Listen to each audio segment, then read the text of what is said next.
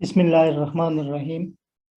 प्यारे बच्चों, आज हम एक्सरसाइज 3 के क्वेश्चन नंबर 8 और 9 करेंगे। क्वेश्चन नंबर 8 में हमने बताना है कि ये क्वेश्चंस टर्मिनेटिंग डेसिमल्स हैं या नॉन टर्मिनेटिंग हैं। यानी अगर हम 13 को 4 से डिवाइड करते हैं तो ये टर्मिनेटिंग होगा या नॉन टर्मिनेटिंग होगा। इसी तरह 5 डिवाइडेड बाय 80 करेंगे तो क्या ये टर्मिनेटिंग होगा या नॉन टर्मिनेटिंग होगा। लेकिन इससे पहले कि हम ये क्वेश्चन सॉल्व करें, पहले ये देखेंगे कि टर्मिनेटिंग डेसिमल्स और नॉन टर्मिनेटिंग डेसिमल्स कौन कौन से होते हैं। पहले हम देखते हैं कि टर्मिनेटिंग डेसिमल्स कौन से होते हैं। इसमें अगर हम किसी नंबर को दूसरे नंबर से डिवाइड करते हैं तो आंसर टर्मिनेट हो जाता है, यानी पॉइंट के बाद कुछ डिजिट्स आंसर आने के बाद नंबर रुक जाता है। यानी आप यहाँ पे देखें 3.25 के बाद ये नंबर रुक गया है। इसी तरह क्वेश्चन नंबर 2 में देखें, अगर 3 को 125 से डिवाइड करें तो 0.024 होगा और इसके बाद कोई डिजिट नहीं होता। 4 को 25 से डिवाइड करें तो 0.16 होता है और इसके बाद कोई डिजिट नहीं होता। इसका मतलब ये है कि ये टर्मिनेट हो जाते हैं, यानी इनका आंसर रुक जाता है। अब हम देखते हैं नॉन टर्मिनेटिंग डेसिमल्स में अगर हम किसी नंबर को दूसरे नंबर से डिवाइड करते हैं, जैसे यहाँ पे 3 को 7 से डिवाइड किया गया है, तो पॉइंट के बाद 4 2 8 5 7 1 4 और इसके बाद डॉट्स लगाए गए हैं, यानी ये नंबर रुक नहीं रहा बल्कि ये नंबर इसी तरह चलता रहेगा। क्वेश्चन नंबर 2 में भी ऐसे है, 5.666 आ रहा है और ये डॉट्स हैं।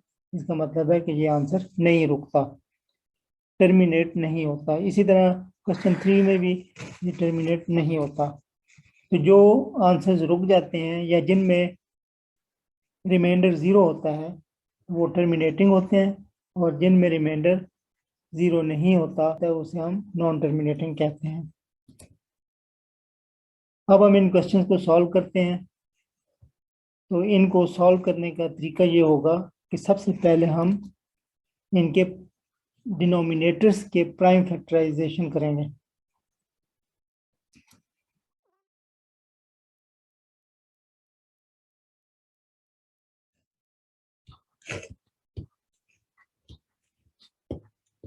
फैक्टर्स बनाने का तरीका आप छोटी क्लासेस में सीख चुके हैं।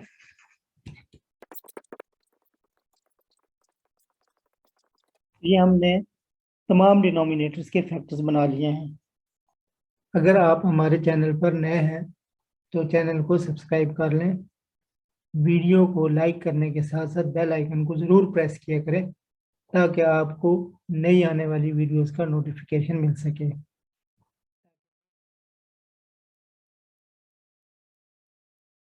अब आप देख रहे हैं कि 4 के अगर हम फैक्टर्स बनाते हैं, 2 2 आर 4, तो 2 स्क्वायर की फॉर्म में लिख सकते हैं।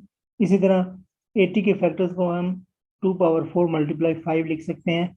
15 के फैक्टर्स हैं 3 एंड 1, 7 के फैक्टर्स हैं 7 एंड 1, इसी तरह 3 के फैक्टर्स हैं 3 एंड 1 और 125 के फैक्टर्स हैं 5 पावर 3। अब हम देखते हैं कि क्या ये टर्मिनेटिंग है या नॉन टर्मिनेटिंग।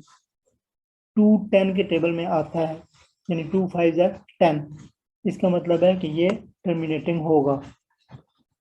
इसी तरह सेकंड क्वेश्चन में आप देखें, इसमें या तो 2 है या 5 है, ये दोनों 10 के टेबल में पूरे पूरे डिवाइड हो सकते हैं, इसलिए ये भी टर्मिनेटिंग है। तो हम टर्मिनेटिंग को टी से शो कर रहे हैं। क्वेश्चन नंबर 3 में देखें, 3 10 के टेबल में नहीं आता, यानी 3 3 9 हो जाता है और 3 4 12 होता है, यानी 3 के टेबल में 10 नहीं आता।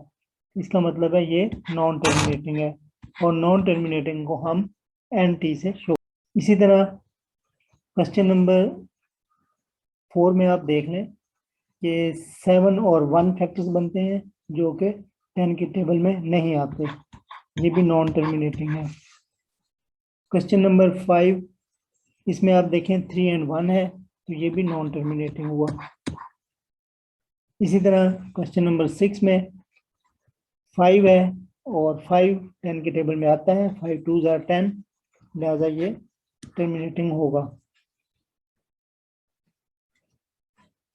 अब हम देखते हैं कि जब हम किसी क्वेश्चन के बारे में बताते हैं कि ये टर्मिनेटिंग है या नॉन टर्मिनेटिंग, तो हमें क्या बात याद रखनी चाहिए।